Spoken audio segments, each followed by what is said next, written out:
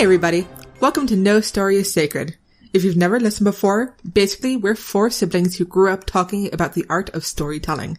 Now that we're adults, we're still talking about it, and we're inviting you to join the conversation. I'm Pippin, and I could not sleep thinking about this movie. I'm Alex, and I'd prefer to just stay awake the entire trip. No stasis for me. I'm watching this entire thing. I'm Kat, and I'm packing a knife into my cryo chamber. And I'm Brendan, and if I was the chief engineer at the Homestead Company, I'd be firing the QA team. So what movie are we talking about, Pippin? Today, we're talking about the movie Passengers, so spoilers abound. The movie features, so our discussion may bring up, thoughts of suicide and abusive relationship dynamics. If you want other specific content warnings, check out the show notes on NoStoryIsSacred.com. Though I think that covers a lot of it. Yeah. That's a couple of the biggies, yeah. Just in case. For those of you who haven't seen the movie, the summary from Google is, on a routine journey through space to a new home, two passengers, sleeping in suspended animation, are awakened 90 years too early when their ship malfunctions. As Jim and Aurora face living the rest of their lives on board with every luxury they could ever ask for, they begin to fall for each other, unable to deny their intense attraction until they discover the ship is in grave danger. That's not what happened. With the lives of 5,000 sleeping passengers at stake, only Jim and Aurora can save them all. And Lawrence Fishburne. Yeah. But that's a reveal later on in the story, Al. Oh my god. Hey, we already gave them the spoiler warnings. Oh, that's fair. That's fair. So. Can I take a moment? Yep. Yeah. Do it. Just sitting right there. And I'll tell you how I became the Fresh Prince of Bel-Air. Chilling out, relaxing, relaxing, all cool, and shooting some b-ball outside of the school. When a couple of guys who are up to no good took me out of my suspended animation against my will.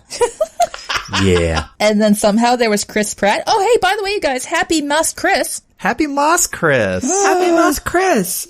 So, for everyone who's unaware, because holy non sequitur, Batman, Moss Chris is when we celebrate all the famous Chris's of Hollywood. And you'd think first we'd go for your Chris Pines, your Chris Evans, your Gwendolyn Christie's. Why would you think that? What? Your Chris Hemsworths. There's a lot of Chris's. Your Christopher Walkens. Ooh. Oh, nice. But we are going for Chris Pratt. Yep. And because Passengers is kind of low-hanging fruit and recent. True. There you go. True. Yeah. So this is how we're celebrating the holiday season, everybody. Moss Chris. So, Pip wanted to go first here on this one. Yeah. I just wanted to say that if this movie were actually about that summary, yeah, I'd kind of be on board.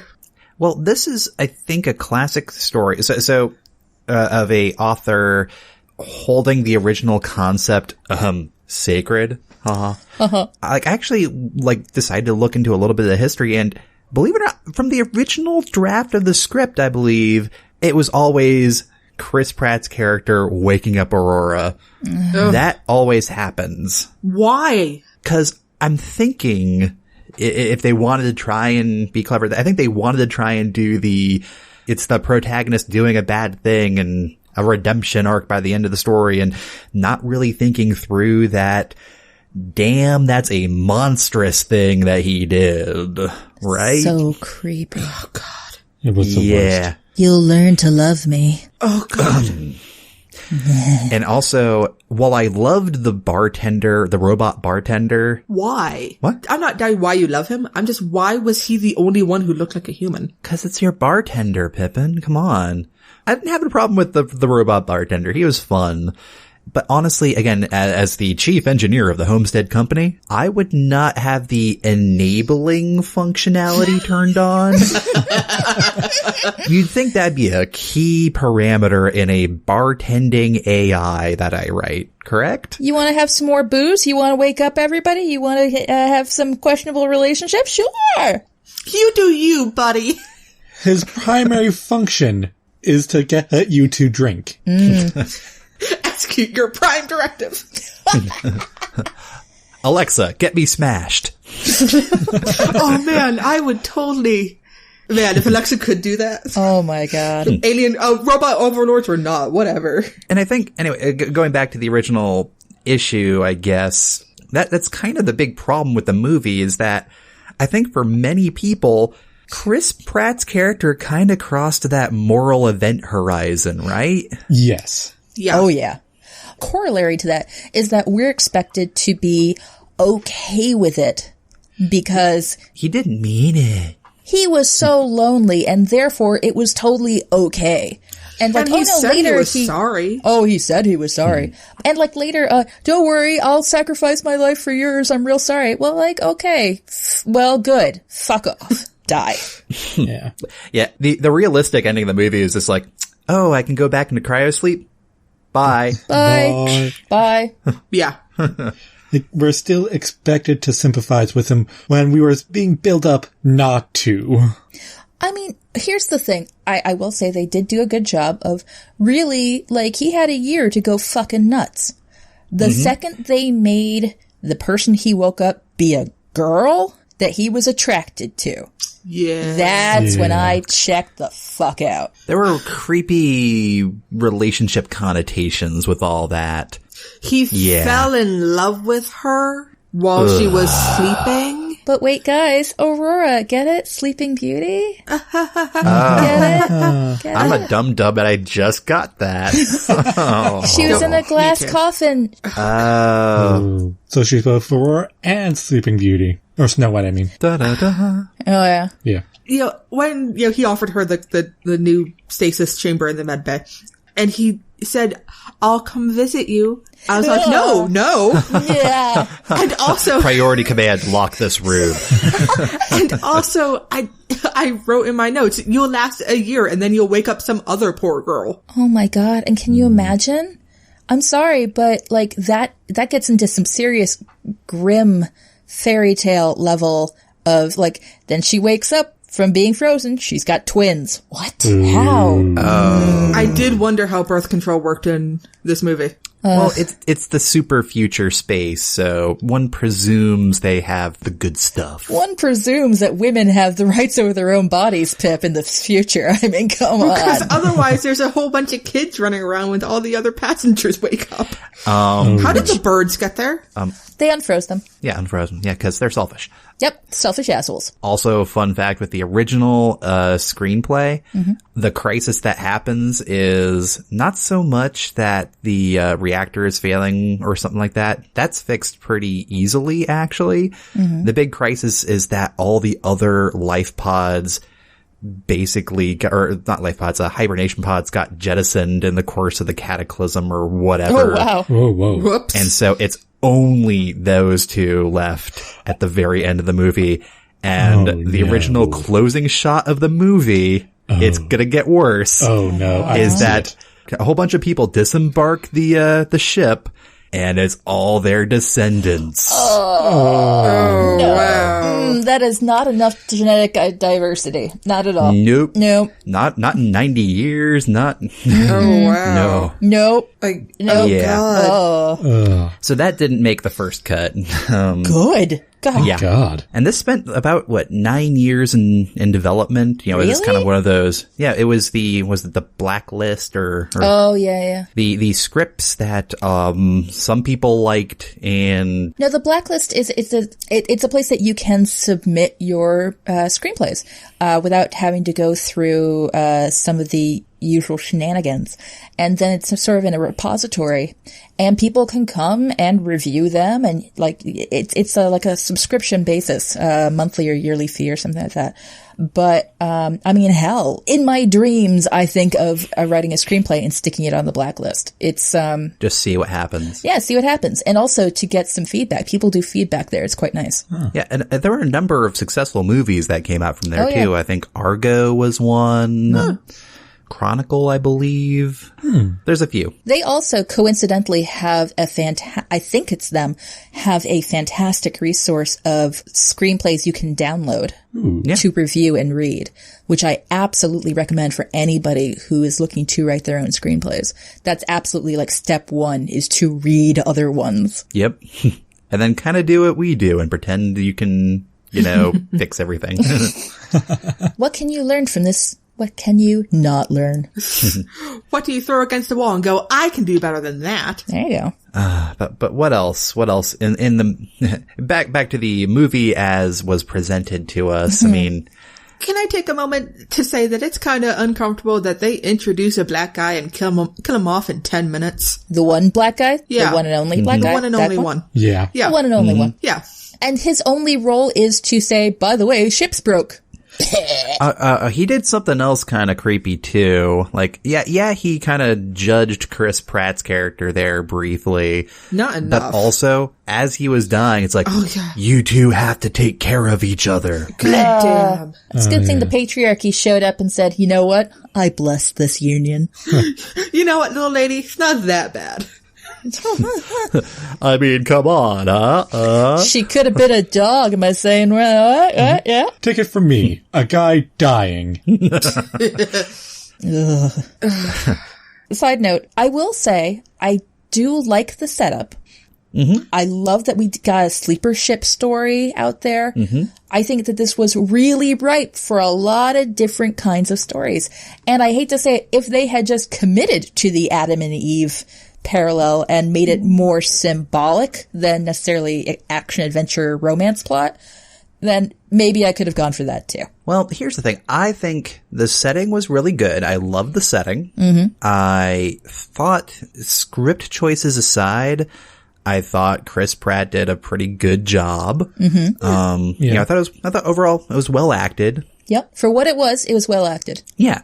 I didn't think there was really any kind of poor directing from what I can tell. It was like, it's good, good editing, good action, all that. The set was lovely. I believed it to be a gigantic ship. Yeah. It was like a giant cruise ship in space that was breaking. that got conveyed. I felt like there were some visual references to 2001 Space Odyssey. Yep. The rotating rings and all that. Like a couple of moments where I went, I recognize that. I believe we talked about the bartender. I think he was dressed up to look like the bartender from The Shining. I think so too. Yeah, which let's get back to that in a second. Yeah. I would not be surprised if you and I have similar story treatments here. Yeah. I will also say that I really appreciated that they solved the problem of why not wake up any of the crew, because the crew were in a separate fucking place behind a big old wall. That is a simple, easy fuck you. I love that. Though I would have been spending about 5 years breaking into the crew cabins. Oh, yeah. If I'm waking anybody up on this boat, it's going to be the crew because it's their damn fault. Although I have to wonder, what about ductwork? I mean, surely it's not just a fucking door. Yeah, they have to get air. Yeah. Do they? That's a good question. Do they? Well, ask the Homestead Corporation. Nothing ever breaks. Ever. I mean, I feel like there should have been fail-safes. There were manual overrides for the reactor. So that they were able to go, this is a situation that could happen. And yet. The reactor could completely melt down and blow up. We better put a switch on that. Everything else, it's fine. Not the pods. A question. Who's going to pull that switch? Oh. You're fired. Oh, hey, Pip, speaking of our plots being similar, I think that they are, but actually, I'm going to ask that you go before me. Maybe not first of all of us, but you before me. Okay. Are we ready to start talking about fixes then? I think we really are. Because I have a simple fix in mind, I think. Do it. Yeah, do the thing. So here's the thing that I kind of set forth on is I wanted to try and approach this with keeping the characters as they are, because, hiring new actors. I'm kind of assuming somebody comes up to me is like, oh crap, test audiences hated this. What the hell am I going to do? Brendan, we need you. And I'm like, I'm on it. You've had this dream, haven't you?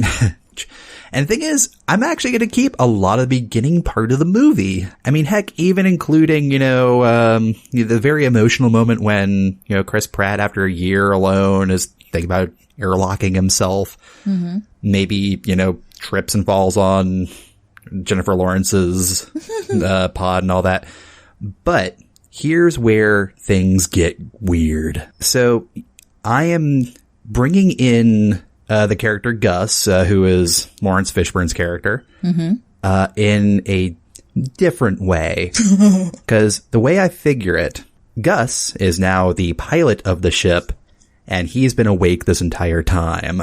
That is the fix I'm doing here. Gus has started going space crazy. You know, he was actually the first person to wake up, and he's been awake or whatever for much, much longer, say like 20 years. That's why he looks a lot older than, say, Chris Pratt and Jennifer Lawrence, because he's been awake longer and is totally frickin' nuts. So, and then he sees Chris Pratt starting to go cray-cray. Maybe he starts thinking like, oh, hey, he's talking to a pod here. Idea. And kind of starts playing with, you know, kind of manipulating people's lives, causes her pod to fail while Chris Pratt's unaware. So basically the middle part of the movie kind of plays out similarly. It's just Chris Pratt being confused as fuck and Jennifer Lawrence being absolutely convinced that he killed her, more or less. Yeah, that same kind of confrontation, but not having Chris Pratt himself cross that moral event horizon. Does that make sense? So you're saying that Larry would be the one who unfroze her? Yeah. Yeah. Was Larry Basically the one who unfroze Chris? Or Jim, or whatever his name is? Jim, yeah. Not sure yet. Okay. That would be per the revision process to see if it flows better one way or the other. Because the thing is, the ship is still broken as fuck. Things are, you know, starting to cascade more. But like the ship's pilot, it's pretty much starting to break because he's, you know, neglected his duties, as it were. And again, space crazy. Space crazy. So that's my thought. And then rather than this kind of silly fusion core Chris Pratt getting vented out into space with a heat shield that he removed using a blowtorch. That happened. Sorry. None of the science works in this movie. Instead of that, it could be eventually you have, you know, the characters of Jim and Aurora reconciling, figuring out that no, Jim wasn't full of shit. There was this malevolent actor kind of pulling the strings and now is kind of sending like those cute little robots, those Roomba robots, for instance, could be like sending them to kill them. A bit more of a antagonist rather than our protagonist doing a really shitty thing and then everything on the ship breaks, so they gotta mend their fences. I mean, there's still that element, but I'm just thinking I just want to have human versus human conflict rather than having our hero, quote unquote, do a despicable thing that kind of draws almost everybody out of the story. Yeah. So that's my approach. I love that because I completely forgot about Larry as a character. Like, I just am like, oh, obviously you just get rid of him. But you have taken that and made him vaguely useful. You gave him a role worthy of Lawrence Fishburne. Ah, very good point. I think Lawrence Fishburne could pull off the friendly enough at first, but then it's like, something's a little off. What? He would get both the audience and the characters themselves being like, oh, this is a guy in charge. He's, you know, if he's telling us something, then that must be legit. And then, womp, womp, womp. No, it isn't. He's actually, shitty. Yeah. And, Aurora can, you know, think it was Jim that did it. She finds Jim's notebook. Like, if I were to do this notebook, would he? Yeah, that's the thing. I'd be keeping a lot of that pre-Jennifer Lawrence being woken up dialogue on Chris Pratt's part, like confiding with the bartender. And as far as the bartender knows, Chris Pratt did it. But then, you know, maybe, you know, Chris Pratt going like, no, seriously, I didn't do it. Or maybe, you know, the bartender is kind of being manipulated by, you know, say, the ship's pilot, Lawrence Fishburne, to lie and manipulate the character. Well, and that would also allow for Chris Pratt to remain the main character and not... Yes. Because that was, I think, an issue that a lot of people, when they were watching it, pointed out, which is that we are expected to stay in his corner, as it were.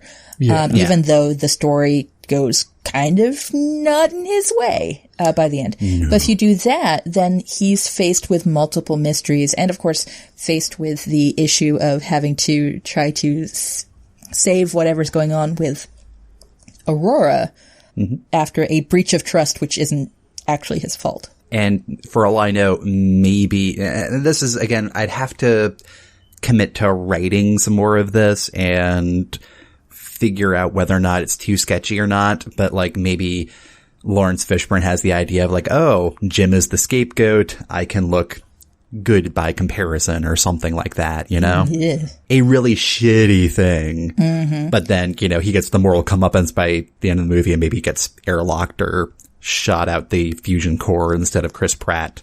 I don't know. Either that or he's started keeping a terrarium. And then these humans, Jim and Aurora, are just the next stage of carefully creating a little tiny garden just for himself. Well, because part of what had me thinking about this was actually looking at the original screenplay. It was established that Lawrence Fishburne's character has been doing this for 600 years real time. You know, most of it in cryosleep, but he's left eras behind practically. So I'm thinking he's finally broken, you know, kind of doing maybe what Jennifer Lawrence's life plan was in the movie where she wanted to fly out and then fly back. Yay. A quick aside, who does that? How does she have the money for that as a writer? It's implied that she comes from money already. Her dad was a writer. And she writes for the future New York Times. And we all know the New York Times writers are paid extremely well. Maybe she got her ticket comped. There, you know, maybe. I was thinking more like on a personal level, how could she... That going away party was a bummer. Well, how were they happy for her? That should have been a fucking wait. You're dead to us. Yeah. Except for her best friend, who was fucking like about to confess her love. Yeah. Don't go. Don't go. I guess you're gonna go. I don't understand why, but I guess you're gonna go. You know how I jokingly judge your life choices as, you know, a best friend? Right now, I'm seriously judging your life choices. I would have loved it if he like woke her up and then it turned out that she was totally gay. And she's like, I can't believe I left my best friend behind.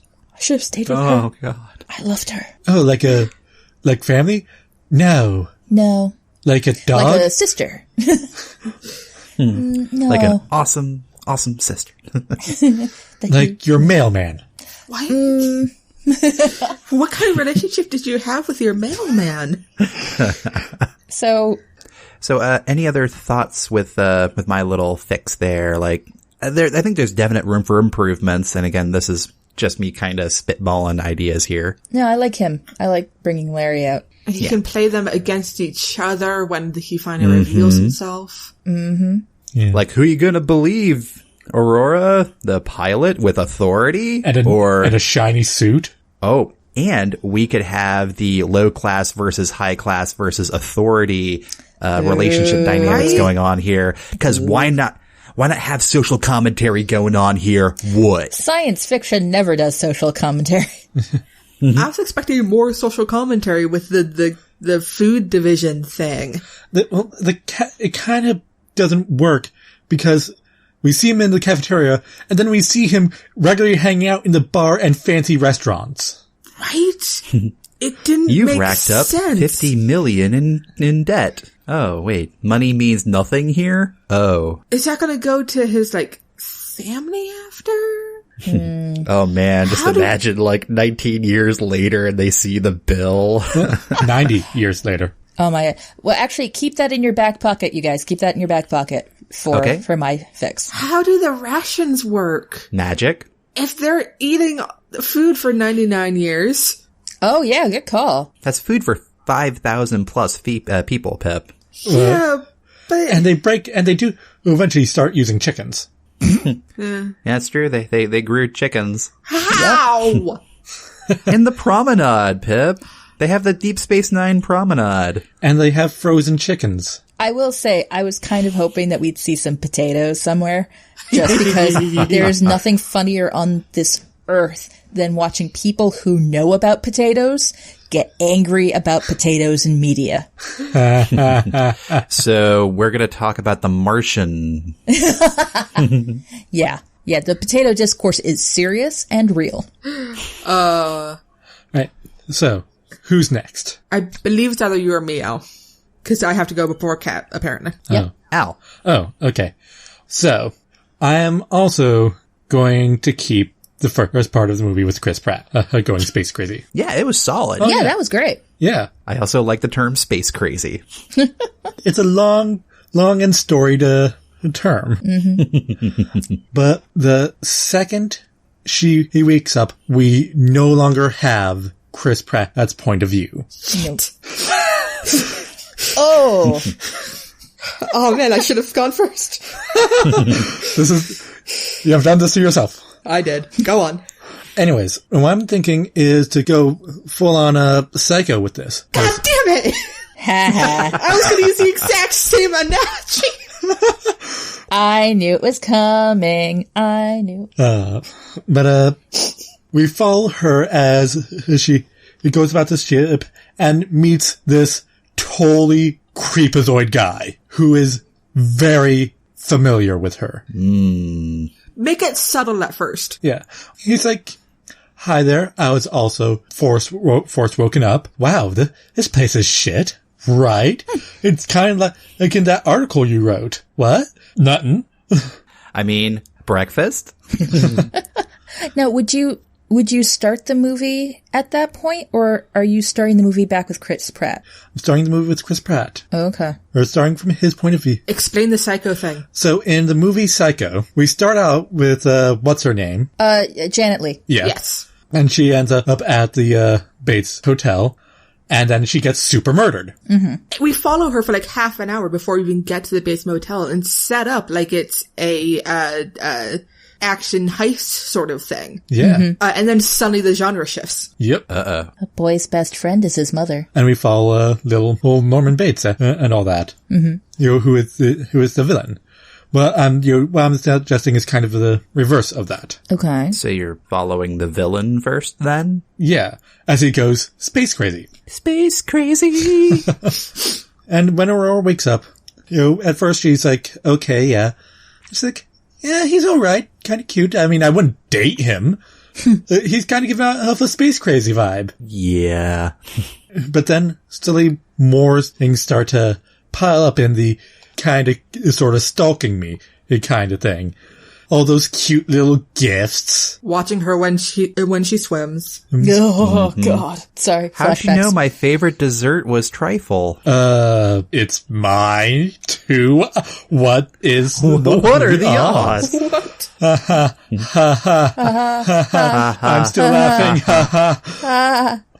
Laughing is a thing we do. Ha. But she starts getting suspicious. Arthur, the bartender, because of his programming, can't tell her what Jim did, but he can try to give her clues. Ooh. I like robots trying to fight against their own programming. Yeah. The letter of the law. That's the robot way. Quick question. When Arthur revealed that Jim did it during the Aurora birthday scene, did Jim say anything to Arthur that kind of gave the programming workaround that he needed? Yeah, no secrets. No more secrets. They have no secrets. And he said, you heard the lady. He confirmed with Chris Pratt, is that so? Chris Pratt said, you heard the lady. And the robot's like, okay. I thought that was the case, but I didn't feel like rewinding to double check. Fair enough. That was one of the moments in the movie where I actually felt a true emotion. Because I was bored a lot of this movie. Aww. But during that bit, I was actually anxious. So I'm like, oh, okay. Good job, this scene. Yeah, nope, it's true. I knew something was going to happen. He's making the wedding ring. I'm like, you're going to get fucked, but not the way you want. When we met Arthur, I was like, oh, you're going to be the one to tell her. But anyway, Alex, you go. Yeah. So as her suspicion mounts, she's like, okay, I know this is kind of shitty, but I'm breaking into his room to find some fucking clues. Mm-hmm. And that's where she finds the Hypopod manual. I thought you were gonna say the 7 dead wives. I was expecting the cameras. Because you put a camera on that robot. Yeah. Oh. Ew. Or D, all of the above? No. Oh my god, all the previous women he's unfrozen. Ooh. Yeah, we don't... It's actually been 10 years. Oh my god. I'm changing. No, I hadn't even thought of that one until just now, but I would love it if she's just the most recent one. Or the others were just practice runs. Ooh. I messed that one up. Oops. She didn't love me. But no, she finds the manual with all his copious notes. Yeah. And the also kind of crazy sprawl. And she's going to love me all over. Yeah. She's going to love me. She's going to love me. I know so much about her. She knows so much about me now. She's going to love me. No, and then it becomes pretty much what Bren was doing with Guts, except it's just her versus Chris, who's pretty much got control of all the systems except for Command. Yeah, except for the command and stuff. And she finally finds a way through. She blows it up. Sure. Yeah. Yeah, she goes to the center of the thing. She's like, you motherfucker. I'm gonna blow this shit up. And he's like, no, I'll go outside and I'll save us. She's like, okay, yeah, you go outside and save us. Yeah, blow you up too. Or for an adventure climax, she's being chased into the reactor, which is melting down. And for some convenience sake, he ends up chasing her through the vent off tunnel. Mm-hmm. And then the blast shield goes down and she gives off one of those quips of, you need to cool off. That's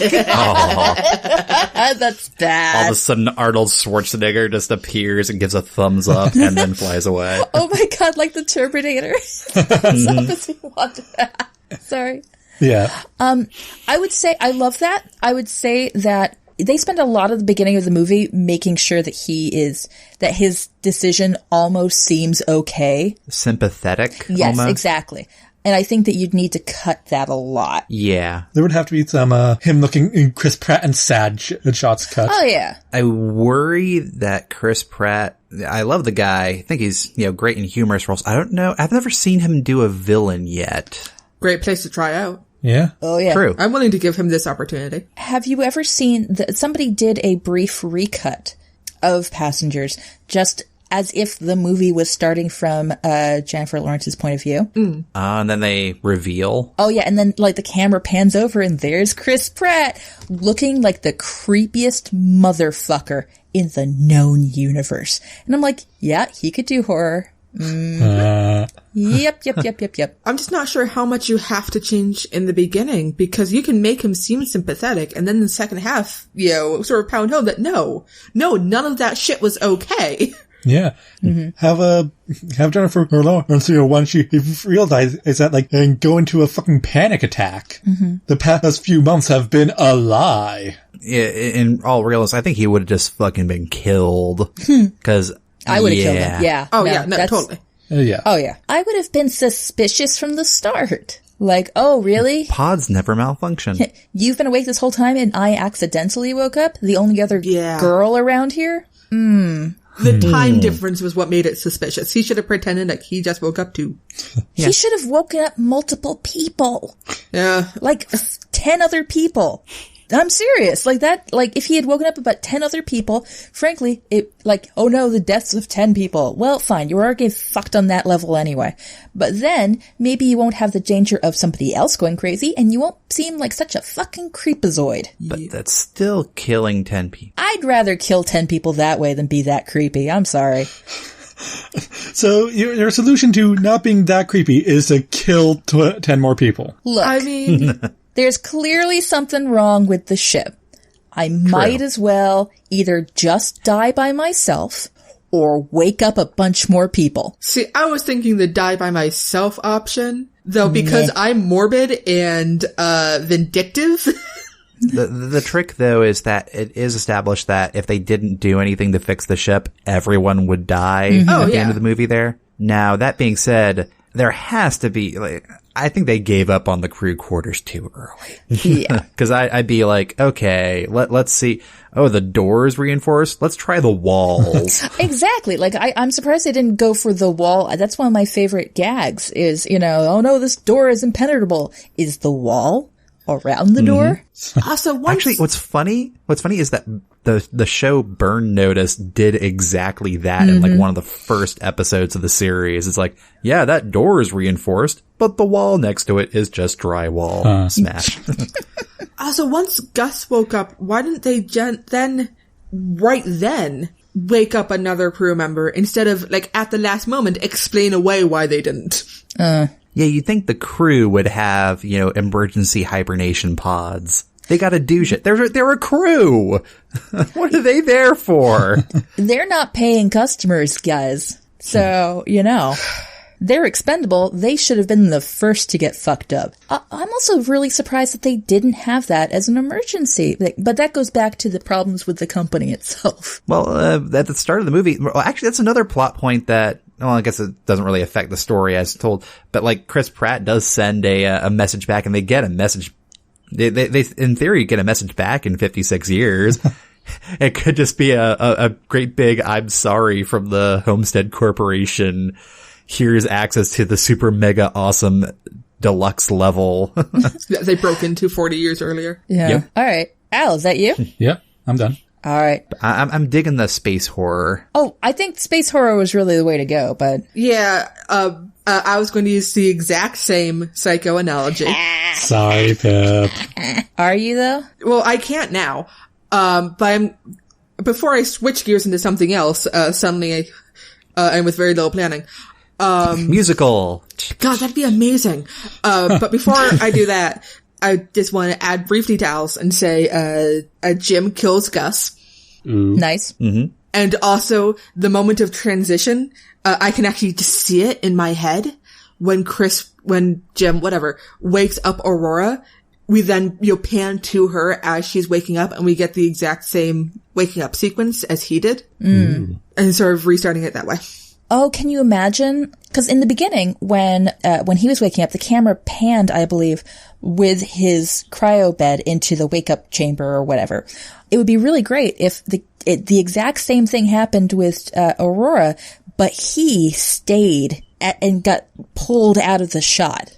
So like this creepy presence in the back who's now effectively hiding.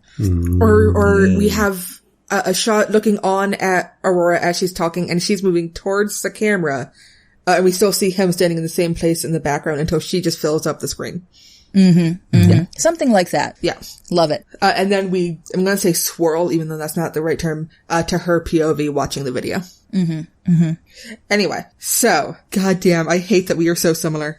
Yeah. I didn't even know you knew Psycho that well. I haven't actually ever watched it. God damn it, I've actually watched What? it. Son of a... I don't even like horror, and I've seen Psycho. Anyway. I've watched it in 16 mil. One of my old jobs was a film projectionist back at my old student-run theater back at Vandy, and for Halloween, we did Psycho played on 16 millimeter. Ooh. It was fun. I watched Psycho for the first time in high school. I already knew the plot. I knew who Bates was. I knew the whole situation. But I was in a psychology class with, people from our hometown. There was one person who had never been spoiled, had no idea. Oh, wow. She got to the end of the movie and she was like, what the fuck? Oh my God. Like, it was astonishing to watch her. It was actually more entertaining watching her than it was to see the movie. Because you're like, this is what it was like for the people who first saw this film. Holy shit. Wow. Ah, yes. Anyway, so my story treatment. Yes. So, since Alex took my plot, Very cruelly. I am going to, instead, last night when I mentioned that I finished Passengers and that I had opinions, Alex responded and he typoed. He said fun rhymes instead of fun times. Oh no. Oh no. So I'm thinking, what if we turn this whole thing into the rhyme of the Ancient Mariner? Oh. Ooh. Not where I thought you were going. Keep going. Talk to me about this. I thought you were gonna go full tilt into musical, so I'm surprised. Same. Yeah. Listen, Pip, tell the audience about the rhyme of the Ancient Mariner. well, It is an to ancient be mariner, fair, and he stoppeth one of free. by long grey beard and glittering eye, wherefore stopped thou me? So this one time, Nerds. This one time, so there is this ancient mariner, right? Yup. This is a poem by Samuel Coleridge. Go on. And it's like a fucking novel-length poem. Yup. Like the longest poem, in English, that anyone's ever heard of. To date. To date. And it's about this guy goes to this wedding, and there's this mariner outside, this ancient mariner, who's stopping people seemingly at random to try to get them to listen to his story. Listen to my story. Damn it, I was going to say that. I'm just stealing everything today. Now who's the nerd? Basically, he tells the person who's sort of telling the story of the ancient mariner, stops to listen to him. He tells the story of how the ancient mariner had been on a ship doing something, whaling maybe. As one does. As one does. While he's on the ship, he foolishly shoots an albatross, which is a symbol of good luck. Not when you shoot it. No, it's not. It's bad luck when you shoot it. Shit goes downhill from there. Mm-hmm. You know, at first everyone's all mad at him because, oh my god, he shot the albatross, things are gonna suck.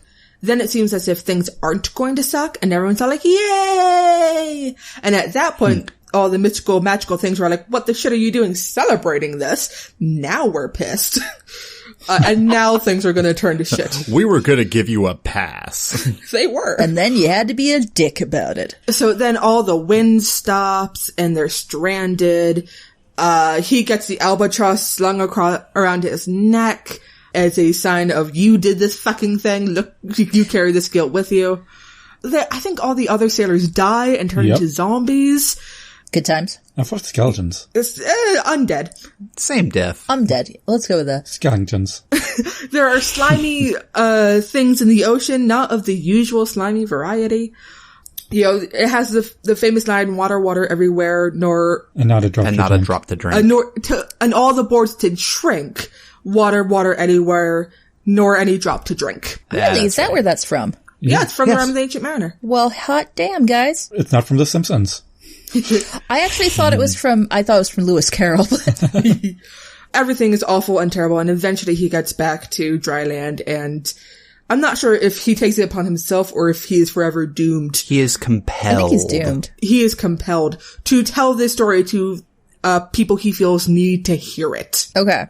So he's not stopping people at random. He's sort of seeing people and going, you need to hear the story of this. Which is disturbing in its own right. Yeah. Hey, you look like a dick. Stop it. You look like an albatross is this year's fashion for your neck. Which actually, appropriately enough for Moss Chris, I think one of the traditions that we tend to have for reals is when we don't feel like saying what we got each other for Christmas before the date, we just say, I got you an albatross. Because apparently I think we just hate each other. I'd like to apologize. I think I started that one. You did. And wow. And, not that some of us are bitter. And what's really terrible is that because you have the go-to answer, it's really easy to withstand the begs and pleadings of one's siblings. Hey, Alex, do you want to know what you're getting for Christmas? What am I getting for Christmas, Kat? It's an albatross. What kind of albatross? A flight-worthy one. Nice. Thank you. This is a dead albatross. Yeah, that's part of where the joke goes as well. Mm-hmm. Anyway, so back to passengers, and how are you tying in Rime of the Ancient Mariner into this? With difficulty, I'm not gonna lie. I have faith in you. We've been trying to salvage as much as we can so far, but I think if I'm gonna go Rime of the Ancient Mariner on it, I have to jettison a lot. Do it. You're nuking it from orbit. Yeah, I wasn't going to. I'm sorry. No, one of us has to. Yeah. One of us has to. Fair It's enough. tradition. Fair enough. So I'm keeping, somehow he's going to end up alone on that ship, because that is classic Rime of the Ancient Mariner. Mm-hmm. It's going to involve other people being alive at the start, I think. Which loses some of the point of the beginning bit. But, you know, whatever. Fuck it. How about the crew? They either go first or they last longer. I'm not sure which. Also, I'm thinking maybe I'll do some weird time stuff. So we get the isolation early at the beginning, and we have flashbacks to when there were more, and how this is all his fucking fault. Nice. Oh, wait, Pip. Is Jim, like, ship's crew mechanic level 3 or something like that? Oh, yeah, maybe he is the crew. Or a member of the crew. Nice. Yeah, no, nice. I like that. It explains his expertise. Yeah. Something has to. So we can have some flash forwards, flash backwards. Not flash forwards, but flash backwards, flash back. Sideways and upside down. Ooh, time is meaningless. Wibbly wobbly. Timey-wimey. He fucks up something. A metaphorical shooting of the albatross. Which is seemingly innocuous. Fuck off. No. You know what I just realized you're describing? What? Rimmer. It's Red Dwarf! It's Red Dwarf taken seriously! It's Red Dwarf! Oh, shit. Here's the thing. I barely remember Red Dwarf. Somebody else has to explain it. Oh my god. So, the ship Red Dwarf, a mining vessel, has it's a comedy BBC show. Also titled Red Dwarf. Red Dwarf, yes. Basically, the main character was put in cryo sleep because he Brought a cat on board. He brought a cat on board, so he's being disciplined until they could get back to the planet side and drop him off or whatever. The character Rimmer is brought back as a hologram to more or less torment the main character. And then later on, it's revealed that it was Rimmer himself who had caused the catastrophic radiation leak that killed the crew. Except for our plucky main character. Who was in cryosleep. And his cat. Oh yeah, who evolved. Of course. Naturally. As one does. But yeah, okay. No, it's Red Dwarf taken seriously. You know what? Own it. Yeah. Keep going. No, it's fine. And it helps I barely remember Red Dwarf, and maybe I should rewatch it. It's fun. I worry that if I rewatch it, I won't find it funny anymore. Like, my humor will have changed. But anyway. It's still very British humor. Some of it doesn't work anymore, but some of it really works. Yeah. Fair enough. Yeah, so you've aged. Different jokes will be different funny. Fair enough. So yeah, he done fucked up. He somehow survives. I'm trying to figure out how Jennifer Lawrence still fits into it. Does she? I'm not sure she does. Maybe she's the one he's telling the story to. I don't know. Maybe she's the albatross. There's that gasp. Ding. There has to be a pretty name for Albatross, instead of Aurora. Albatross, Aurora, I think that we already have the call her Lark. I was thinking maybe Allie. No, but I mean, like, give it another fucking bird name. Fair enough. Starling.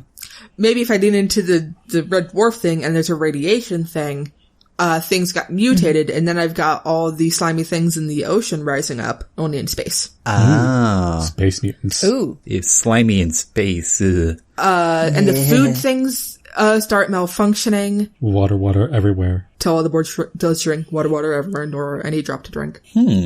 So is he like an old man when they arrive at Homestead 2 or something and just tells the tale? Yeah, this might, maybe this trip is shorter, or he wakes up or whatever later, so that he's still alive but old, when they get to Homestead. I never quite understood if there was already stuff there or not. I think it was a new world. Yeah, they were colonizing. Like, all the stuff in the crates were stuff for colonizing. Why would the first ship be so luxury?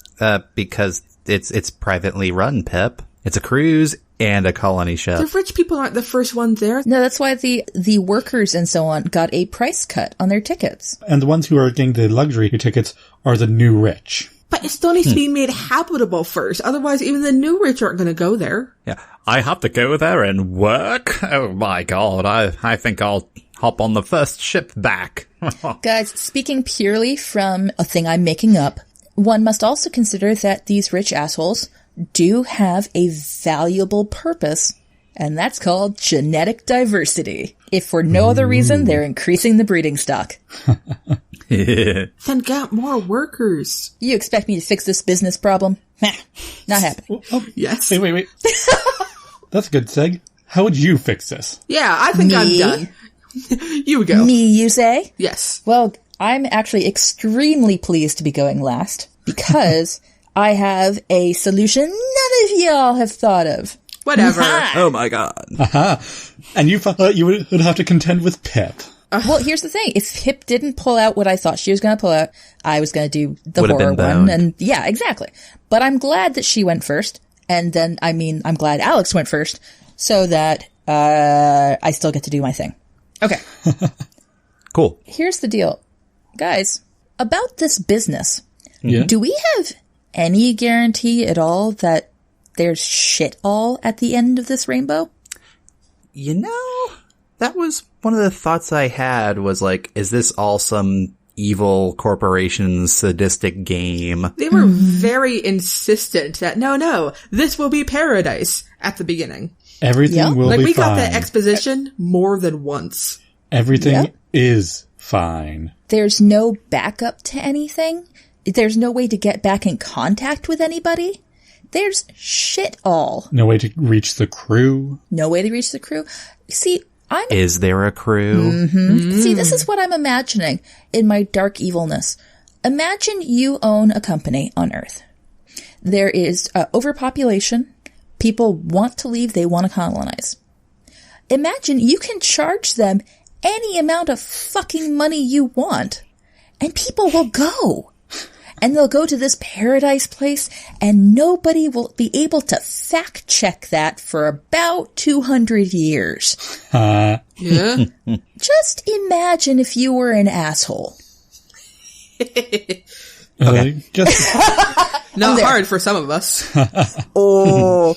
deep cuts. I'm just saying that, let's say it had to be a certain level of nice because, of course, you want to show something to the investors, right? Yeah. But one of these guys wakes up. Maybe it's not paradise at the other end. Maybe these people get quote unquote frozen and, whatever. They're going to fucking, if somebody finds the ship in the future, oh no, I guess it must have just missed its mark. Womp womp. Got waylaid. Damn. But anyway, some dude wakes up. Hey, Jim. And he's coming across, perhaps, some of the issues. There's supposed to be really luxury food or whatever. Is there? Nope. Yeah, there's some sustainability issues. Meanwhile, he's trying to wake up some of the crew. He's really working at that. Maybe he gets in. And when he gets in, he discovers, wait, shit, this isn't the fucking crew. It's all empty pods. Or even just more passengers who are told something else. In fact, it'd be great if he woke up the person who he thought was the captain. Shit. And it was Aurora? That's Aurora. And she's like, why the fuck you wake me up? You're the captain, aren't you? And she's like, no, What? I'm an author. I'm a captain of the written word. What? And so the thrill and the mystery is figuring out what the fuck's going on and how they've been fucked over by the home base. And then you can get the whole parable of all that is glitters is not gold and so on and so forth. I don't quite know how to get to an ending, except possibly the idea that, no, they make it so that the ship doesn't fucking blow up. And, they do make it sustainable. They wake up people. Yeah, they do make the ship their home so that it does become, through their own, whatever. Ingenuity. Yeah, ingenuity, a successful quote unquote mission. And they send a big fuck you note back to Earth to say, arrest these assholes. Here's all our evidence. Go to this retirement home. Yeah. Well, it's a corporation. Corporations are people, as you know. Yeah. Kind of ethics of, yeah. Yeah. But that's why corporations are great. You're trusting them, right? It's all automated. Just off you go, and it's time for us to get the next ship started. Need lots Nothing more can go colonies. But if you think, if Elon Musk said, hey, I've got this ship, let's do this, who wants to go? How many people do you think would actually be like, fuck yeah, without really checking? Oh, way too many. Doing any of the math on that one? Entirely too many people. Yeah. And who would be fucking rich from it? Anybody who invested in that company. Mm-hmm. Yep. Say. Now, the thought occurs in your version of the passengers universe. I've just imagined that bar that the characters go to all the time. The booze is probably really shitty then. Yep. It's like, oh man, this is the vodka that comes in plastic bottles. What the hell? Yeah, no, totally. And, the robot knows something, but you have to know the right questions to ask. Stuff like that. But also, I'm surprised that nobody mentioned, or re-brought back the idea that it looks like the barman from The Shining, which is just like yet another hint that this should have been horror/thriller/mystery or something. Yeah. I wanted to work that in, but I was already too deep into Psycho. Fair enough. Like, I think, I mean, tying into, like, the original thoughts behind the screenplay, I think that's the angle they were going for was, like, psychodrama or psychological drama of the main character doing something really shitty and then maybe spending the rest of the movie trying to atone for it. But then his really sexy lamp showed up and apparently needed to have her own lines. Sorry, I'm so impressed with his needing to have a lot of drama at the expense of her. Yeah. Yeah, there's no forgiveness there. But see, I like my way where, he does make this decision, but it's a rational and logical decision. It just doesn't fucking work right. And this kind of shows, like, around the command center. It's like, look, you are in the command seat. It says captain right on your pod. I am in first class. Captain stands for my position on the volleyball team. But I love the idea, like, and they end up waking up more people just trying to, like, figure out the fuck's going on, and that becomes, like, the basis for the new crew, as it were, trying to save the ship and figure out what's going on. And we have Zen on drums. To seek out new life and organizations and corporations. Yeah, Okay. so I want to make mine a business corporation thriller in the future. Cool. Yep. Let's recap.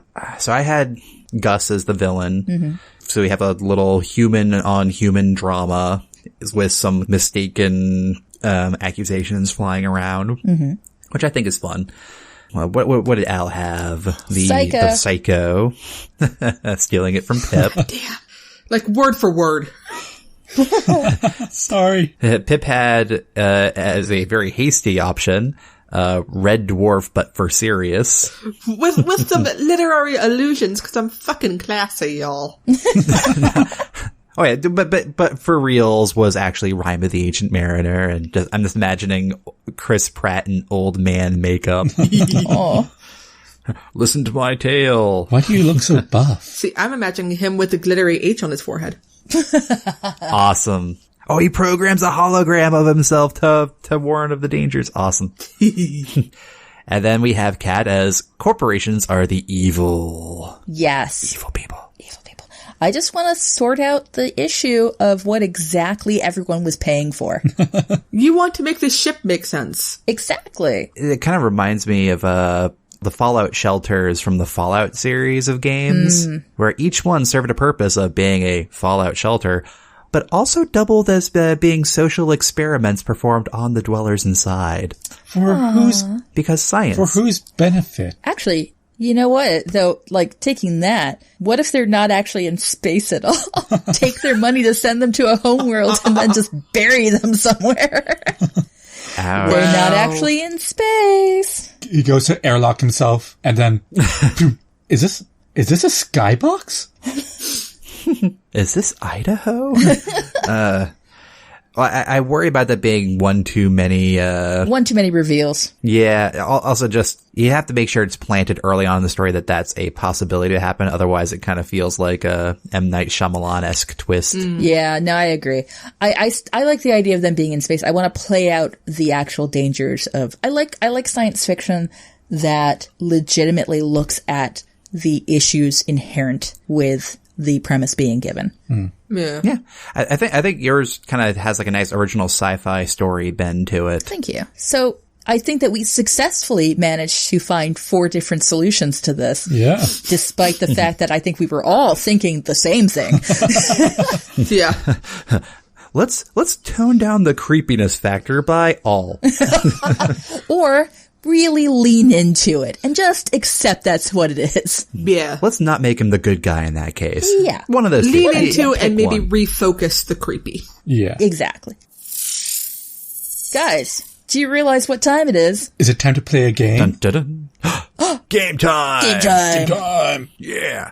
All right. So, what game shall we play today? Because I think we should do special appearance by. All right, we're doing that. Okay. Awesome, I'm going first. Go for it. No, so what happens if a meta character, a character from another story, appears? I'm a character, one of those characters that, you know what, is such a powerhouse in their own story that they would warp the story of any other universe they appeared in. Yeah. Or I'm going to say just one that you like. Fuck Fair it. enough. That's just sort of my approach to life. Fuck it. Indeed. What I'm thinking, right, is it's a Chris playing a Jim in space, right? Oh, no. And there's another Wait. Chris who plays a Jim in space. And that's Chris Pine playing Jim Kirk in space. No! Fuck you, I'm doing it. Okay. Captain. All right, Jim Kirk. Cause actually I have in my notes, like sort of early on, what if this is a Star Trek app from the other side? It's a really shitty Botany Bay. Oh my god. Oh wow. Or that episode from TOS where like he's on that ship with the girl that he's supposed to fuck and give her venereal disease. And that will somehow decrease the population of her world. That was so weird. And they put him on a fake Enterprise. And anytime he looks out the window, there's like just crowds of people in bodysuits. Yeah, that's so creepy. I know, that was a great episode. So you have Jim Kirk showing up, or maybe with the Enterprise crew supporting. Yeah. Play it out. You know, on the Enterprise, what we'd have is we'd have them scanning a weird object in space and going, what the shit is this? Scanning, you know, there are life forms, but most of them seem to be in cryo. There are 2 alive. They're not responding to our hails.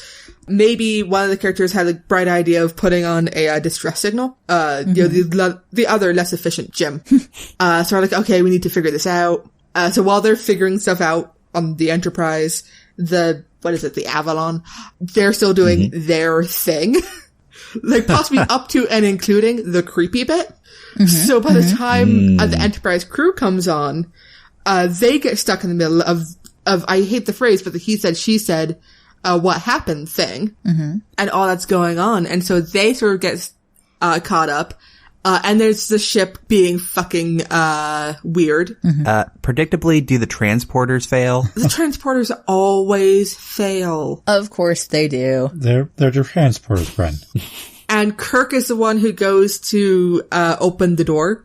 And the transporters work just in time. Because that's what they do. I see. Oh, I see. And the end, instead of getting blown up by fire. Yeah. How did he even survive that? Well, No. In the original script, that scene doesn't happen. It's instead all the rest of the pods being kind of ejected into space somehow. Yeah. Why even have that function? Good question. Why does she even have that lever? Then it becomes just sort of a classic Star Trek episode. Where they find the problem, they go, what the shit is the problem? And then they fix the problem. Possibly with Spock being all Vulcan about it. McCoy, Bones is the one looking at the actual, you know, interaction going on between Chris Pratt, Jim, and Aurora, and going, wait a minute. And if I'm going with the new Trek, he's the one, he goes, this isn't cool, as opposed to TOS Jim, who might have had a bad habit of going, oh, let's side with the guy. Don't worry, your pretty little head. But new Trek, they don't stand for this sort of shit. we'd like to think so anyway. Yeah. And then they save the day, they save the pods, they maybe uncover the corporation plot. Nice. As always. Thank you. Because I also have to explain why the Enterprise can go so fast and they are going so slow. Oh, excellent point. Yeah. So to them it seems like a ship drifting in space. Oh, damn. Or maybe the first thing that failed was the ship's trajectory and the wake-up cycle for the pods. So, like, everybody's been in cryosleep. They've actually been floating around for, like, 1,000 years or something. Ooh. Nice. It'd be awesome if they, they did the complete, congratulations, 100 years or whatever it was that they were supposed to sleep. And they wake up and they're like, and now we're on our planet. Where's the planet? Shit. Well, that kind of does reduce the Chris Pratt waking up early thing, though. I know, but then we get all the fun of mass hysteria and political shenanigans with it. Okay. It's a different kind of story, but equally fun. All right. All right, so you have Jim Kirk. Yep. Okay. All right, I'll go next. Oh, Allison. Oh, you're going to go? Okay. I'm going to go with, because it's in space as well, Zaphod Breeblebox. Who? Zaphod, oh. Zaphod Breeblebox from Hitchhiker's Guide. Okay, speak more on this. I do not know this character because I foolishly have never read it. Wow. Oh, guys. Oh. And then it became that we had no sister. Yeah. Yeah, I know. You two still have a sister. You got May. Don't be this way. Oh. You're down the sister. Right. I thought I was going to be lucky. Fight me. All right, so Zaphod, go. For those that don't know, Zaphod is pretty much a space con artist who became a president to steal a spaceship. Oh, that sounds too familiar now. Yeah. And that spaceship is equipped with the, Infinite improbability drive. Yep. And so it's able to, pretty much, when it's narratively convenient, it brings you through there. And does whatever is also narratively convenient. It's fun. I love it. So, such as when Arthur Dent and 10-4 Prefect got, airlocked, they held their breath for a few moments and got picked up by the Heart of Gold. Which is the name of the ship. Yeah. So, All right. I'm thinking Zaphod activates the ship because he wants to get a drink.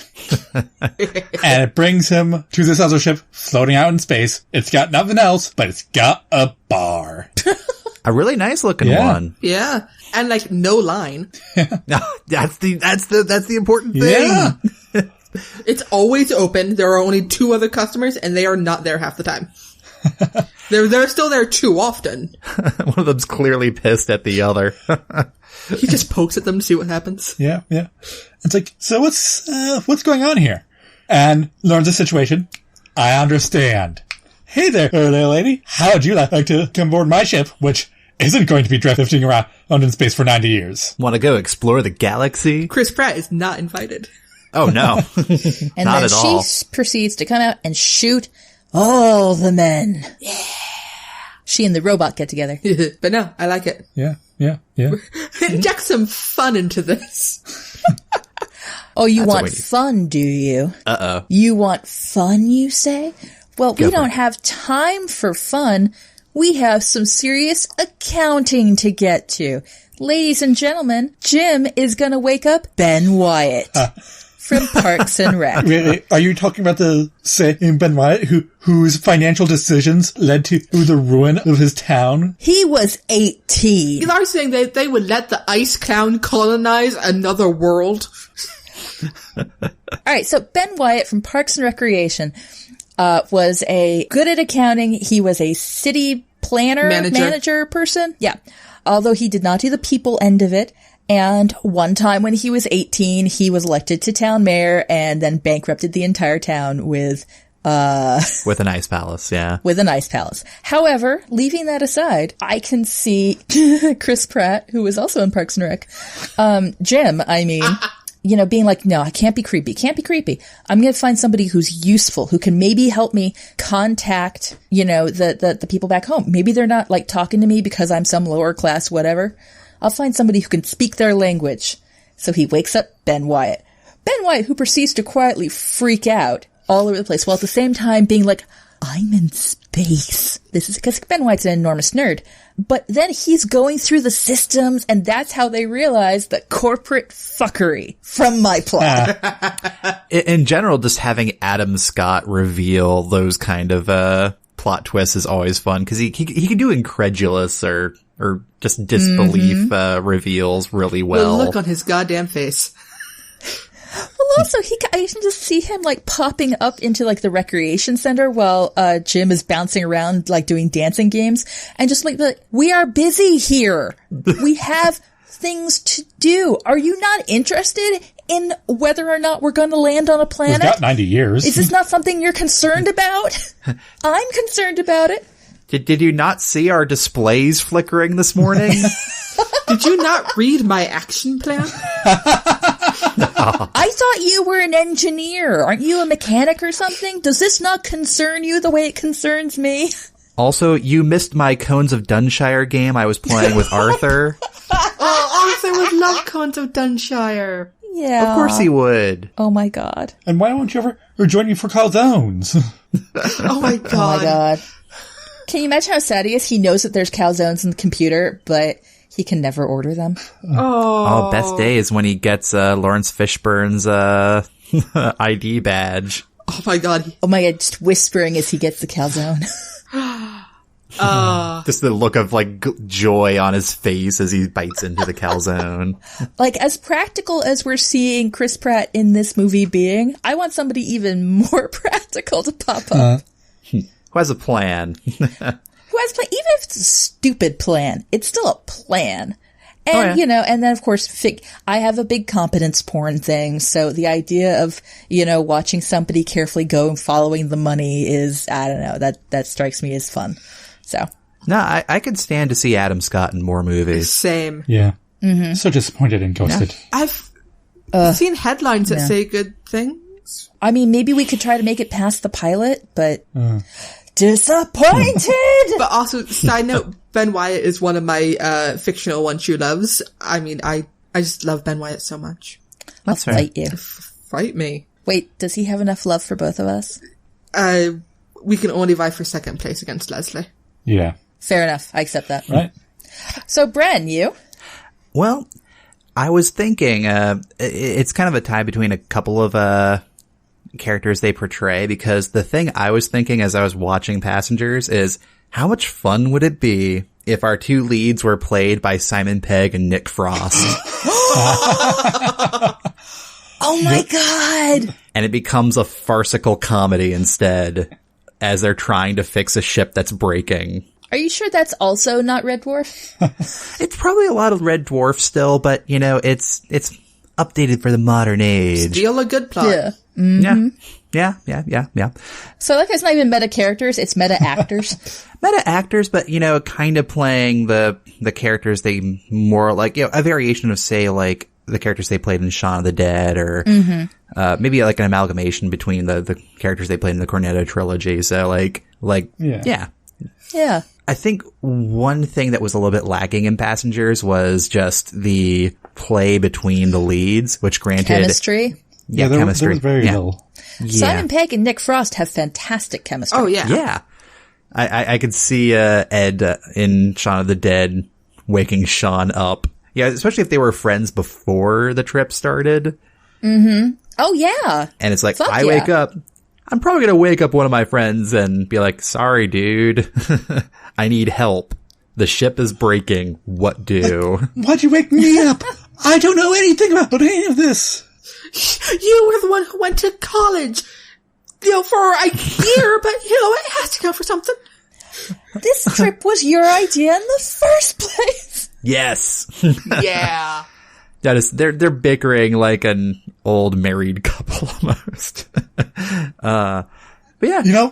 I shouldn't have woken you up. I could have woken her up. And it points at Jennifer Lawrence. And that is all we see of her the entire show. That's the only thing. That's like that great gag in Hot Fuzz where, what's her head? Kate Blanchett. Kate Blanchett is in that movie, but we never see anything. She's in her one eyes. scene, and all you can see are her eyes. So it's like, I could have woken her up, and there's Jennifer Lawrence looking like gorgeous and Jennifer Lawrence-y. And then it goes right back to Simon Pegg and Nick Frost. But yeah, just the two of them bumbling around trying to fix this ship that's clearly breaking. Just having fun fixing a breaking ship around them. And maybe having a couple of heart-to-heart moments as they're like, why did you wake me up, man? It's like, come on, we were gonna go and, populate this one. Not populate this new world, but... Why did you even want to go on this trip anyway? I don't know, man. Why did you? They could have that heartfelt kind of conversation, which is why I thought World's End was quite good, where, there was actually like real issues happening in the movie and they have some resolution by the end, It's like, hey, they, like maybe Nick Frost wanted to leave Earth and Simon Pegg being his best friend is like, fuck it, let's go. I have money, let's do it. But there's a deeper reason and they have to discover it and blah, blah, blah, blah, blah. Oh my God. I want that, man. Yeah. Where does this bring us? I think this is the end. Yes. So that was Passengers, everyone. I think we all learned something here today. But what? Who knows? Don't be creepy. Don't be creepy. Murder people. Yeah. Even over a course of 90 years. Yeah. Don't murder people for sexy times. Just don't. Or for any Murder reason. them for other reasons. So, As always, if you have a story to submit, head on over to nostoriessacred.com/submission. Follow us on Twitter at nostoriessacred, or send an email through contact@nostoriessacred.com. Your hosts have been Alex McDonald, Brendan McDonald, Pippin McDonald, and Catherine Crichton. Editing for this episode done by Brendan. Transcript by Ashley DaCosta. Art by Jay Wolf. Show notes and transcripts are available at nostoriessacred.com. Thanks for listening, everyone, and please rate, review, and subscribe to No Story is Sacred. You can also visit our Patreon page to support the show and get neat rewards at patreon.com/nostoriessacred. See you next time when we lead in the new year with a new listener request. We'll be talking about The Producers. Something I've never seen. I've never seen The Producers. Wow. And of course, Springtime for Hitler, right, guys? Of course. Right? We'll probably talk. We'll talk about that too. I mean, Yeah. come on. Until then, we're No Story Sacred, and any story can be changed. I'm Alex. I'm Pippin. I'm Kat. And I'm Brendan. And we're No Story is Sacred.